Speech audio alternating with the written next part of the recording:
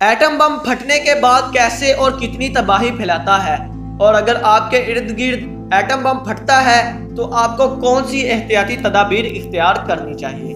السلام علیکم، آپ دیکھ رہے ہیں ہٹ پوائنٹ ڈیجیٹل اور میں ہوں آپ کا ہوسٹ حافظ ذیشان۔ آج کی ویڈیو شروع کرنے سے پہلے جو احباب ہمارے چینل پر نئے ہیں وہ ہمارے چینل کو سبسکرائب کر لیں اور بیل آئیکن پر کلک کر لیں تاکہ آپ کو فردر اپڈیٹس ملتی رہیں۔ ایٹم بم پھٹنے کے بعد کیسے اور کتنی تباہی پھیلاتا ہے، آئیے جانتے ہیں۔ ایٹم بم سطح زمین سے 50 سے 100 میٹر کی بلندی پر پھٹتا ہے۔ پہلے ایٹم بم کے ٹوٹنے کے سیکنڈ کے 1000ویں حصے میں ہی سب کے سب ایٹموں کو نیوٹرون توڑ ڈالتے ہیں۔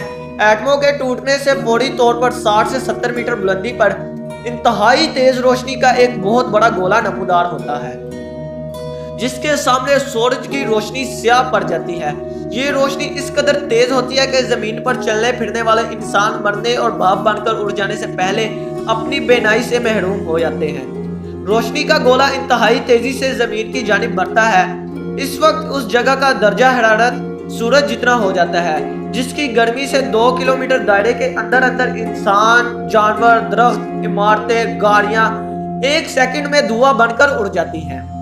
2 کلومیٹر کے دائرے میں تباہی کا یہ حال ہو جاتا ہے جیسے کسی نے بہت بڑے جھاڑو سے زمین کو مکمل طور پر صاف اور ہموار کر دیا ہو۔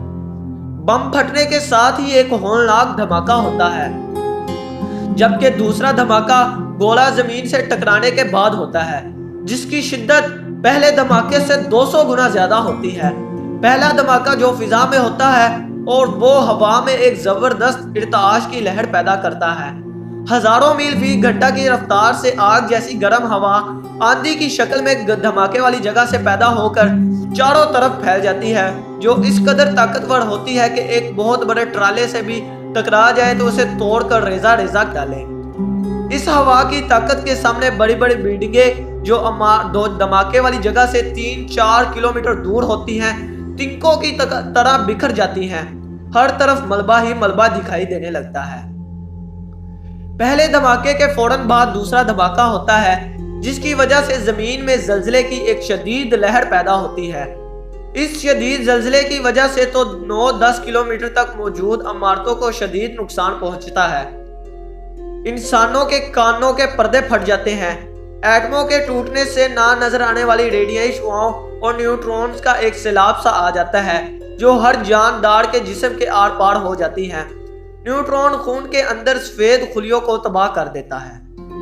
دھماکے والی جگہ سے زمین پر پھیل جانے والی گرم ہوا کے علاوہ گرم ہوا کا ایک طوفان ایٹمی ذرات کو لے کر آسمان کی جانب بلند ہو جاتا ہے۔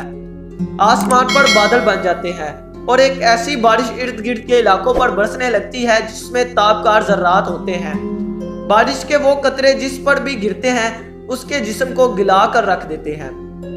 ایٹمی دھماکے سے خارج ہونے والی تابکار شعاعیں جس انسان کے جسم سے گزرتی ہیں وہ انسان بچے پیدا کرنے کی صلاحیت سے محروم ہو جاتا ہے، اور اگر ان کے ہاں اولاد پیدا ہو بھی جاتی ہے تو جسمانی طور پر معذور ہوتی ہے۔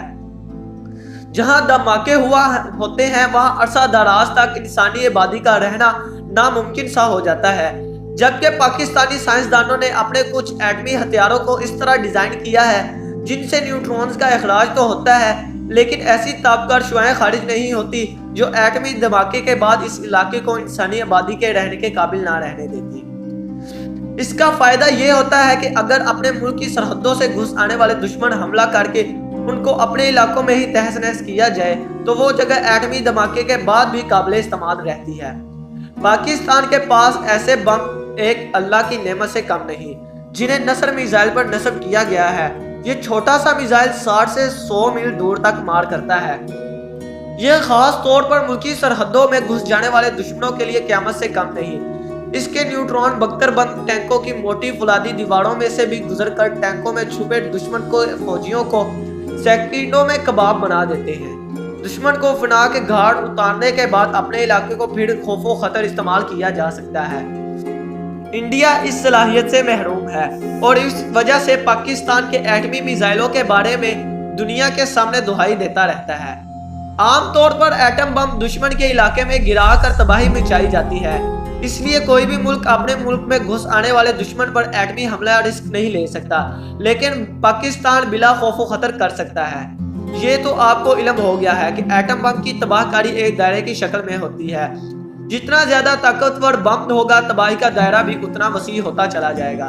اب ذرا پاکستان کے نقشے کو دیکھتے ہیں، یہ ایک پٹی کی شکل میں ہے، اور اگر انڈیا پاکستان پر ایٹمی حملہ کرتا ہے تو ایٹمی تباہی کا پھیلتا ہوا گول دائرہ پاکستان کے ساتھ ساتھ خود انڈیا کے بھی شہروں کو متاثر کرے گا، بلکہ پاکستان سے مغرب کی جانب باقی ممالک کو بھی ہٹ کرے گا، کیونکہ ایٹمی تابکاری کسی سرحد کو نہیں پہنچتی، نہ ہی کوئی تدبیر اسے اپنی سرحدوں میں داخل ہونے سے روک سکتی ہے۔ اب اگر انڈیا خود کو اور پاکستان کے دوسرے بہت سے ہمسایوں کو بچاتے ہوئے ایٹمی حملہ کرتا ہے تو لامحالہ اسے بہت کم طاقتور اور محدود علاقے میں تباہی پھیلانے کے لیے بہت سی ایٹم بموں کی ضرورت پڑے گی، جبکہ پہلا بم پھٹتے ہی پاکستان الرٹ ہو جائے گا اور جوابی کارروائی کر سکتا ہے۔